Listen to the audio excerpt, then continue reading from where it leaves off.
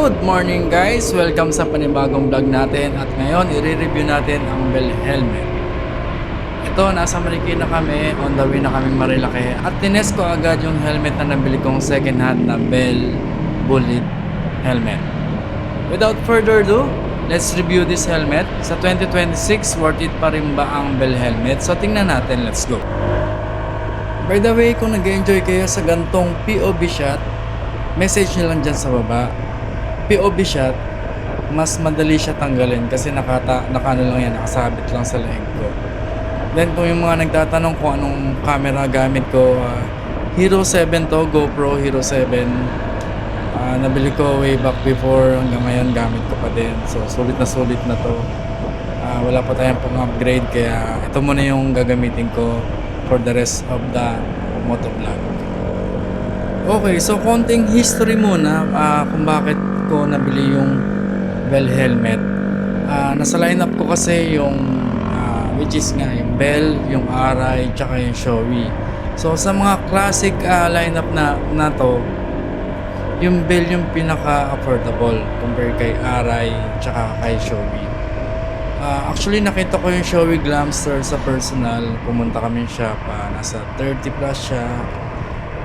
At hindi ko nagustuhan actually. Magaang siya, nahawakan ko magaang. Pero hindi ko nagustuhan yung physical look ni Shoei Glamster. Then pangalawa yung Arai Neo. Wala akong nakita physically, pero sa picture lang. Pero nakikita ko na Arai RX-7 na napakaganda.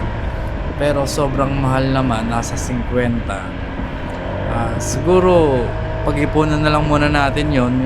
Ito, naghanap ako sa Facebook Market ng Bell Bullet, which is ito nga yung pinaka unang version na classic helmet ni Bell. At yun, may nag-PM sa akin, so shoutout sa nag-PM sa akin. And then sabi ko, bigyan niya ako ng time para mag-decide kung decidido na ba talaga akong bumili ng Bell helmet. At so yun nga, no, nagkita kami sa isang shop, then bumili na rin ako ng jersey doon. Then binili ko na rin yung helmet niya. By the way, nabili niya to 2022.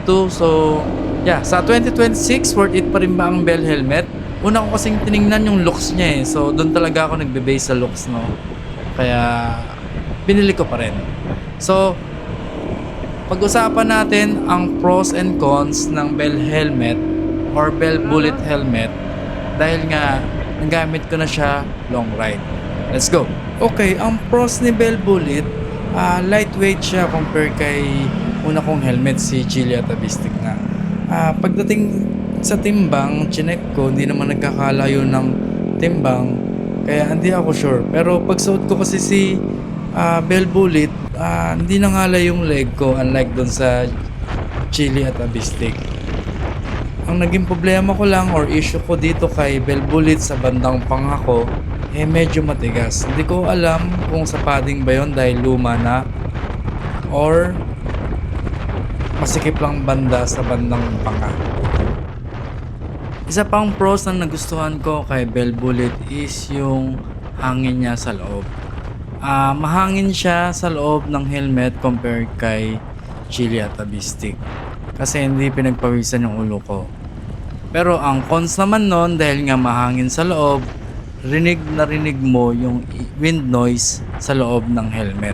Unlike kay Chili at Abistic, sobrang tahimik sa loob. Then ang problema nga lang is pinagpapawisan lagi yung ulo ko.